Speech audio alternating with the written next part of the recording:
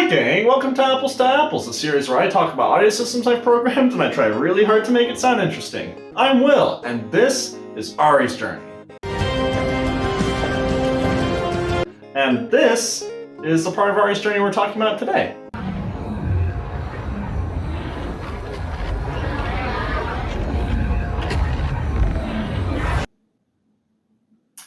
Sounds fun, right?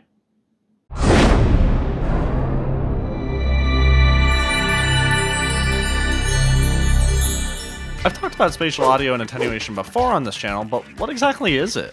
Well, attenuation is the decrease in a property as energy per unit area of a wave or beam of particles, occurring as the distance from the source increases as a result of absorption, scattering, spreading, and three-dimensional. Yeah, we didn't know that. Okay, but more specifically for us, it's the reduction in the volume of a sound as the distance between the source and the listener increases. It's also important that we understand what sound localization is, which is a listener's ability to discern the direction a sound is coming from. Typically with spatial audio, these two things are linked with one another, but not for Ari's Journey. So why not? Well, first, let's discuss why we would want to use spatial audio to begin with. In Ari's Journey, you control Ari, or rather you control Ari's ship, from a top-down perspective, and you're given 8 directions of movement on a 2-dimensional plane. Because of the frenetic nature of the game, there's typically a lot of information on the screen at once, so spatializing the sounds can assist the player in parsing some of that information out. If all the sounds were center panned with no attenuation, that's just going to make things a whole lot worse. So yeah, we want spatialized audio. So the next question is, where do we want our audio listener to be? Let's try just putting it on Ari. That's what we did when we first started, and that's where we encountered some problems. Just a few. Well, let's consider the following situation. We have the sentry over here on the right side of the screen, and Ari here is just to the right of it. With the listener on Ari, the player is going to hear the sentry in their left ear. Here's the problem. With everything that can be happening on screen at one time, your eyes will likely be darting all over the place during gameplay. If you hear a sound in your left ear, your instinct will be to move your attention to the left side of the screen, not the right side where our sentry is. So that doesn't work. Well, why don't we try putting the listener on the camera instead? That way, whatever is on the right side of the screen is in our right ear, and whatever's on the left side we hear in our left ear. Boom, problem solved.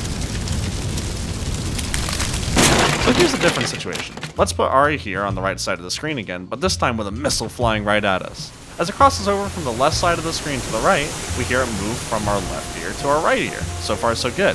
But then, as it moves away from the center of the screen and in tandem our listener, the missile gets quieter. Well, that's confusing. If a player hears a moving sound getting quieter, aren't they going to assume that it's moving away from them, not toward them?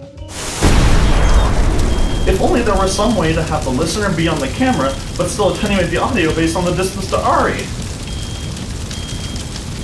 So that's what we did. In this short audio listener script, we assign the listener to the camera during typical gameplay segments and unassign it during cutscenes, menus, etc. And for objects that we want panning for, we attach a spatializer to the event and disable the distance attenuation. Our attenuation is instead controlled in the scripts of certain objects, where we'll have some variant of a function that looks like this one. This particular example is for our local warp at the end of each level. The sound is a drone, so the sound itself starts when the portal is instantiated into the scene. This variable calculates the distance the warp has to the player as a float value, and that value is then used to control our distance parameter in Fmod, which we've assigned to automate volume.